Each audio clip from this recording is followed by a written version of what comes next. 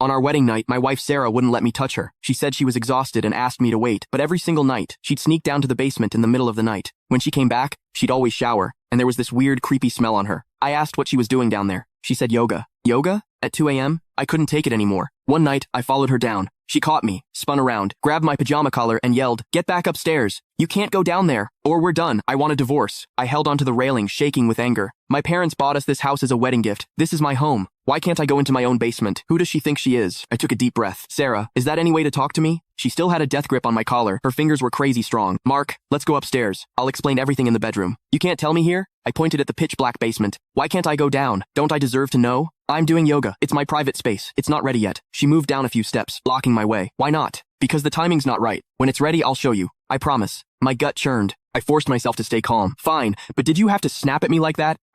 She bit her lip. I got a little worked up, okay? You know how I am, I'm blunt. You're used to it. I scoffed and headed back upstairs. Fine. I'd check it out tomorrow when she left for work. Back in bed, I tossed and turned. Something was definitely up with that basement. Something big. Was Sarah hiding a secret? I looked over at her. She was awake too, staring at the ceiling. I thought back to when she first asked me out. I was shocked. She was gorgeous. Tons of guys were after her. And me? Just an average-looking dude. What did she even see in me? She said she liked that I was kind, quiet, and that I made her feel calm. I believed her. But if that was true, why did she push me away every night? I'm her husband. Was this normal? I couldn't help it. I reached out to touch her cheek. What are you doing? She jerked away like I'd burned her, looking at me with pure disgust, like I was something gross. It hit me. I turned away, furious, but I couldn't let it go. If she didn't have feelings for me, why'd she ask me out? Why'd she marry me? I turned back around. You said you needed time, that we couldn't be close yet. I get that, but why freak out when I barely touched you? How many times do I have to explain? It's psychological. I'm looking for a therapist, aren't I? Just be patient. She picked up her phone and tapped my shoulder with the back of it, wouldn't even use her hand. Mark, please, just give me 6 months. I promise things will be different. She tapped me with her phone. Was I that disgusting to her? Could I even trust her? But what choice did I have? I sighed and rolled over. The thing is,